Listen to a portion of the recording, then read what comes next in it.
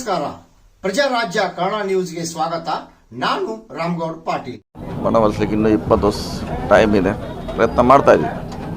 Sir, ಈ DCC bank ಚುನಾವಣೆಯಲ್ಲಿ ಪ್ರಮುಖವಾಗಿ ಸರ್ ಸಾಕಷ್ಟು ಕ್ಷೇತ್ರದಲ್ಲಿ ಹುಕ್ಕೇರಿ ತಾಲೂಕಿನಲ್ಲಿ ಗೊಂದಲ ಆಗಿರುವಂಥದ್ದು ಸರ್. ಎಲ್ಲೋ ತಮ್ಮ ಮೇಲೆ ಅಥವಾ ಯಾರ ಬೇರೆಯವ್ರ ಹೊರಗಿನವ್ರು ಬಂದು ಈ ರೀತಿ ಗುಂಡಾಗಿರಿ ಮಾಡ್ತಾ ಇದ್ದಾರೆ ಅನ್ನೋ ಆರೋಪಗಳನ್ನ ಮಾಡ್ತಿರುವಂಥದ್ದು. ಹೇಳ್ತಾರೆ, ಹೇಳೋಕ್ಕೇನು ಅದಕ್ಕೇನು ದುಡ್ಡೇನು ಬೀಳಲ್ಲ, GST ಇಲ್ಲ ಅದಕ್ಕೆ. ಹೇಳೋರು ಹಂಗೆ ಭಾಷಣ ಮಾಡ್ತಾರೆ. ಜನ ಕೂಡ ನೋಡ್ತಾರೆ ಯಾರು 30 ವರ್ಷದಲ್ಲಿ ಏನು ಮಾಡಿದ್ದಾರೆ ಏನಿಲ್ಲ ಅಂತ.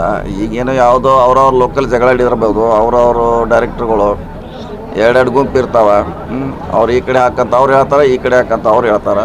ಅದು PKPSನಲ್ಲಿ ಇರ್ಬೋದು, ಪಂಚಾಯತಿಯಲ್ಲಿ ಅದು ಘರ್ಷಣೆ ಇದ್ದೇ ಇರ್ತೈತೆ. ಆ ಘರ್ಷಣೆ ಆಗ್ತಾವೆ, ಅದಕ್ಕೂ ನಮಗೂ ಲಿಂಕ್ ಮಾಡ್ಲಿಕ್ಕೆ ಆಗೋಲ್ಲ. ಅವ್ರು ವೈಯಕ್ತಿಕ ಜಗಳ, ಅದು ಘರ್ಷಣೆ. ಹೌದು, ಅದೇ ಹೇಳ, ಅದು ಲೋಕಲ್ ಸಮಸ್ಯೆ. ಬೇರೆ ಕಡೆ ಯಾಕಾಗಿಲ್ಲ ಹಂಗಾರೆ? ಎಲ್ಲ ಕಡೆ ಬೇರೆ ಕಡೆ ಎಲ್ಲ ಸುಮ್ಮತ್ತಾಗಿ ನಡೆದಿದೆ. ಒಂದು 4-5 ಕಡೆ ಯಾಕಾಗಿದೆ ಅಂದರೆ, ಮೊದಲು ಆ ಕಡೆ ಇದ್ದರು, ಅವ್ರು ಈ ಕಡೆ ಹೋಗ್ಯಾರ, ಮತ್ತು ಈ ಕಡೆ ಹೋಗ್ಯಾರ, ಆ ಕಡೆ ಹೋಗ್ಯಾರ. ಅವ್ರು ಊರಾಗಿನವರು ಪ್ರಮುಖರ ಜಗಳ ಅದು. ಆದರೆ ಊರಿನ ಜಗಳ ಅಂದರೂ ತೊಂದರೆ ಇಲ್ಲ. ಅದು ಸುಮಾರು 85-93 85ಕ್ಕೆ ಏನು ಜಗಳ ಇಲ್ಲಲ್ಲ. ಅಲ್ಲಿ ಯಾಕೆ ಆಗಿಲ್ಲ ಅಂದರೆ ಅದು ವೈಯಕ್ತಿಕವಾಗಿರುವಂಥ ಸಮಸ್ಯೆ. ಜಗಳ ಆಗಬೇಕಾದ್ರೆ 95ಕ್ಕೆಲ್ಲ ಆಗ್ತಿತ್ತು, 93ಕ್ಕೆ ಜಗಳ ಆಗಬೇಕು, ಘರ್ಷಣೆ ಆಗಬೇಕಿದ್ರೆ ಎಲ್ಲ ಕಡೆ ಆಗ್ತಿತ್ತು ಘರ್ಷಣೆ. ಸೊ ಆಗಿಲ್ಲ. 2-3 ಕಡೆ ಆಗಿದ್ದಕ್ಕೂ ಅದು ವೈಯಕ್ತಿಕ ಅವ್ರ ಸಮಸ್ಯೆ ಇರ್ಬೋದು. ಅದಕ್ಕೂ ನಮಗೂ ಏನೂ ಸಂಬಂಧ ಇಲ್ಲ. ಜಿಲ್ಲೆಯಲ್ಲಿ ಕಾಂಗ್ರೆಸ್ ಸೆಕ್ರೆಟರಿಗಳನ್ನ ಇದು ಮಾಡ್ತಿರುವಂಥದ್ದು, ಹೈಜಾಕ್ ಮಾಡ್ತಿರುವಂಥದ್ದು, ಹೀಗಾಗಿ ಮುಂದೂಡಿಕೆ ಆಗ್ತಾಯಿದೆ. ಮುಂದೂಡಿಕೆ ಹೈಜಾಕ್ ಆಗಲಿಕ್ಕೆ ಅವರು ಭಾಗಿಯಾಡಲಿಕ್ಕೆ ಕೆಲವ್ರು ಅಲ್ಲೇ ಇಟ್ಕೊಂಡು ಕೂತಾರೆ. ಅವರು ಸೆಕ್ರೆಟ್ರಿಗಳು ಅದಾರ, ಮೆಂಬರು ಅದಾರ, ಹೊರಗೆ ಬರ್ತಾ ಇಲ್ಲ. ಅವ್ರು ಅದನ್ನು ಮಾಡ್ತಿದ್ದಾರೆ, ಬೇರೆಯವ್ರು ಮಾಡ್ತಾ ಇಲ್ಲ, ಅದನ್ನು ಹೇಳ್ತಾರೆ ಅಷ್ಟೇ.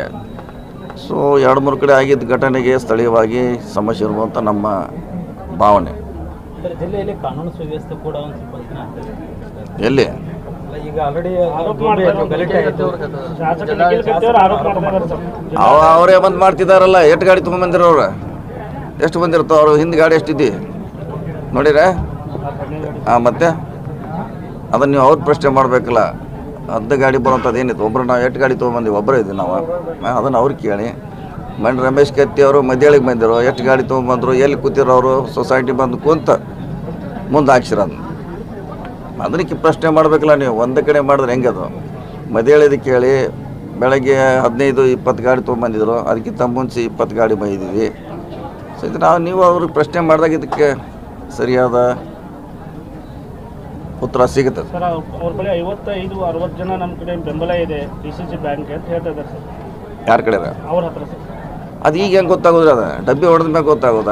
19 ತಾರೀಕು ಸಾಯಂಕಾಲ 6 ಗಂಟೆಗೆ ಗೊತ್ತಾಯ್ತು ಯಾರ ಕಡೆ ಎಷ್ಟಿದೆ ಅಂತ. ಈಗ ನಾವು ಹೇಳಲಿಕ್ಕೆ ಆಗೋಲ್ಲ. ಯಾಕಂದ್ರೆ ನಾವು ಸುಮಾರು 50-60 ಚುನಾವಣೆ ನೋಡಿದ್ದೀವಿ. ಎಲ್ಲ ಮೊದಲ ಮಾಲಿ ಹಾಕ್ಕೊಂಡು ಗುಲಾಲ್ ಹಾಕ್ಕೊಂಡು ಹೋಗಿ ಸೋತು ಹೊರಗೆ ಬಂದವ್ರನ್ನ ನೋಡಿದ್ದೀವಿ. ಈ ಚುನಾವಣೆ ಎಲ್ಲಿವರೆಗೆ ಆಗ್ತೈತೆ, ಎಲ್ಲಿವರೆಗೆ ಘೋಷಣೆ ಆಗೋಲ್ಲ, ಅಲ್ಲಿವರೆಗೆ ಹೇಳಲಿಕ್ಕಾಗೋಲ್ಲ. ಸತೀಶ್ ಜಾರಕಿಹೊಳಿ ಅಂತಂದ್ರೆ ಸೈಲೆಂಟ್ ಆಗಿ ಸರಳ ರಾಜಕಾರಣ ವ್ಯಕ್ತಿ. ಒಂದು ಈ ತರ ಒಂದು ದೊಡ್ಡ ದೊಡ್ಡ ನಾಯಕರು, ಗಡಾಗಡಿ ನಾಯಕರು ಅಂತ ಕೇಳಿರುವಂಥ ವ್ಯಕ್ತಿ. ಕರೆಕ್ಟ್. ಆದ್ರೆ ಈ ಕ್ಷೇತ್ರದಲ್ಲಿ ಒಂದು ಸ್ವಲ್ಪ ಗಲಾಟೆ ಗಲಾಟೆ ಏನಾಗುತ್ತೆ ಅದೇ ಹೇಳ. ಎಲ್ಲ ಕಡೆ ಆಗ್ತಾವ ಇಲ್ಲ, ಒಂದು 3-4 ಕಡೆ ಆಗಿದೆ, ಆಗಿಲ್ಲ. ನಾವು ಹೇಳ್ತೀವಿ ಅದು ಬಂದ್ರೆ ಯಾರಲ್ಲಿ ಮೊದಲಿಗೆ ಬಂದವ್ರು ಯಾರು? ಅವ್ರು ಬಂದ ಮೇಲೆ ನಾವು ಬಂದೀವಿ. ಅದು ಸಭೆ ಮುಗಿದ ಮ್ಯಾಗ ನಾವು ಬಂದೀವಿ. ಸಭೆದಾಗ ಮುಂದೆ ಉಡ್ದವ್ರು ಯಾರು? ರಮೇಶ್ ಕತ್ತಿ ಅವ್ರು ಮುಂದೆ ಗಲಾಟೆ ಮಾಡಿಸಿದ್ರು. ಇವತ್ತು ನಿಖಿಲ್ ಕತ್ತಿ ಅಲ್ಲಿ ಬಂದಿದ್ರು, ಅವ್ರು ಬರ್ದು ಏನು ಅವಶ್ಯಕತೆ? ಅದು ಮೀಟಿಂಗ್ ನಡೆದಾಗ ಒಳಗೆ ಹೋಗಿದ್ದಾರೆ. ಅವರು ಹೋಗಿದ್ರಾ? ಮೀಟಿಂಗ್ ನಡೆದಾಗ ಒಳಗೆ ಹೋದ್ರು. ಅವರು ಹೋಗ್ಲಿಕ್ಕೆ ಅಧಿಕಾರ ಇಲ್ಲ. ಸೊ ಇದನ್ನು ನೀವು ಪ್ರಶ್ನೆ ಮಾಡಿ ಸುಮ್ಮನೆ 100%. ಮತ್ತು ಹಂಗಾರ ಅಲ್ಲೇ ಕಟ್ಕೊಂಡು ಕೂತಾರಂಗೆ ಒಳಗಡೆ ಎಲ್ಲರೂ. ಅದು ಸುಮ್ಮನೆ ಹೇಳೋದು ಅಷ್ಟೇ. ಈಗ ಯಾಕೆ ಗೆಲ್ಲಲಿಕ್ಕೆ ಅವ್ರ ಕಡೆ ಏನಿಲ್ಲ, ಅಭಿವೃದ್ಧಿ ಇಲ್ಲ, ಶೂನ್ಯ. TC ಕುಣಿಸಿಲ್ಲ ಜನ. ನಿರ್ಧಾರ ಜೊತೆ ನಾವು ಮಾಡಿದ್ದೀವಿ. ಜನ ಈಗ ಪ್ರಶ್ನೆ ಮಾಡ್ತಾರಂತೆ, ನಾವು ಜಾತಿ ಹೊರಗಿನವರು. ಈ 2 ಅವರು ಬ್ರ್ಯಾಂಡ್ ಬಾಗೇವಾಡಿ. ಈಗ ಹೊರಗಿನವರು ಜಾತಿ 2 ಈಗ ಅವ್ರ ರಕ್ಷಣೆ ಮಾಡೋದು. ಅದು ಮಾಡೋಲ್ಲ. ಜನ ನೋಡ್ತಾರೆ ಯಾರು ಅಭಿವೃದ್ಧಿ ಮಾಡ್ತಾರೆ, ಅವ್ರು ಪರವಾಗಿರ್ತಾರೆ. ನಮ್ಮವ್ರು 3-4 ಜನ ನಮ್ಮಿಂದ ತೊಗೊಂಡೋಗಿದ್ದಾರೇನ?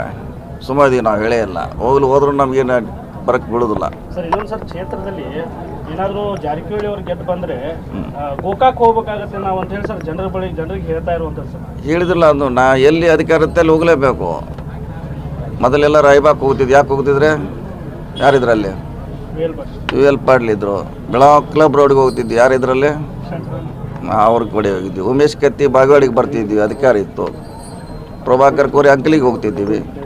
ಈಗ ಸತೀಶ್ ಜಾರಕಿಹೊಳಿ ಹೇಳೋ ಅಧಿಕಾರ ಇದೆ. ಸಾಮಾನ್ಯ ಜನ ಬರ್ತಾರೆ, ಹೋಗಬಾರ್ದಂತೇಳಿದೆ. ಮತ್ತು ಇವ್ರು ಬಾಗೇವಾಡಿಗೆ ಹೋಗಲ್ಲ, ಜನ ಹೋಗ್ತಾರೆ.